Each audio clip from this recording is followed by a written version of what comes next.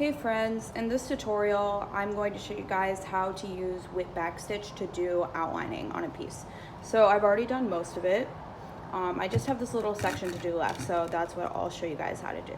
So I'm going to start down here because you want to start closest to where you're going to whip back around just to conserve thread, you know, because embroidery floss isn't cheap. So I'm going to start down here.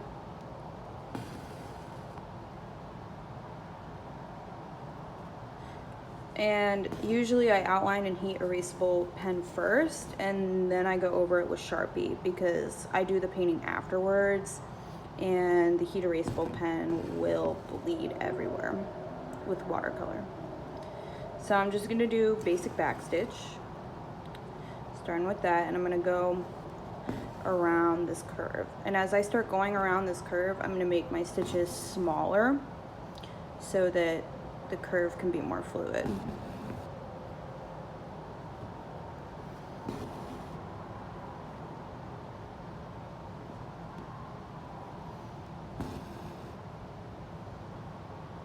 Okay, we're almost there.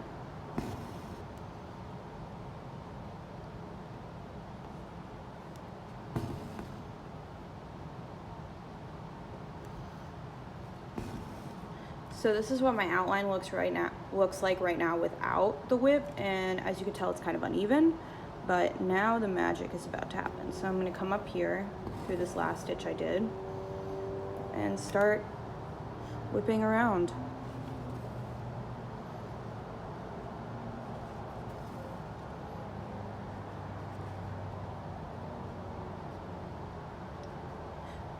The hardest part about doing whip backstitch is making sure you went under every single strand.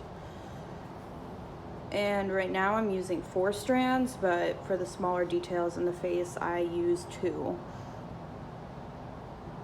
So the more strands you do, the thicker the whip.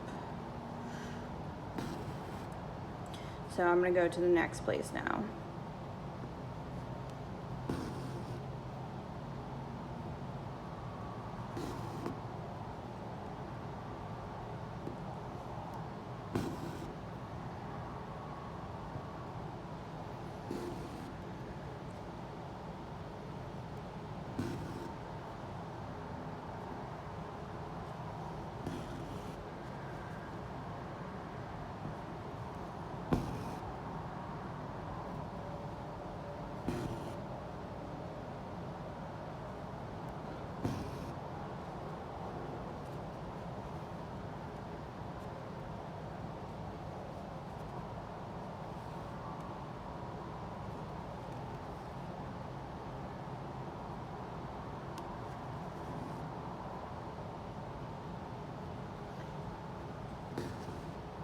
All right, we're almost done.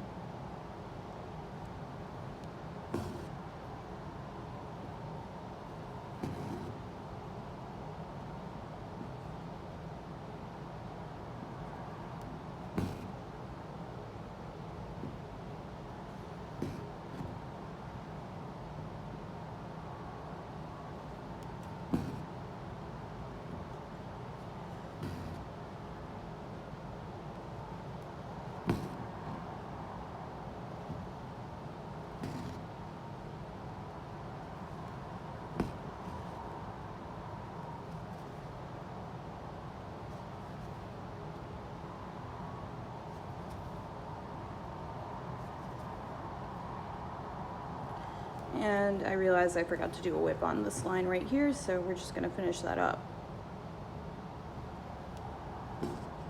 And for me, it's important to do the outline first before I do other stitches.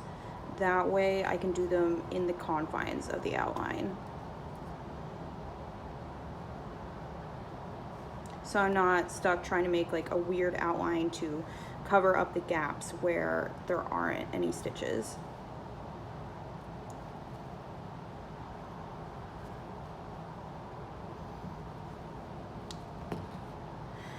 And there it is. My outline is finished. See how nice it looks with whip backstitch? That's how I can get these continuous curves here. So I hope this was helpful for you, and look forward to more tutorials involving this piece.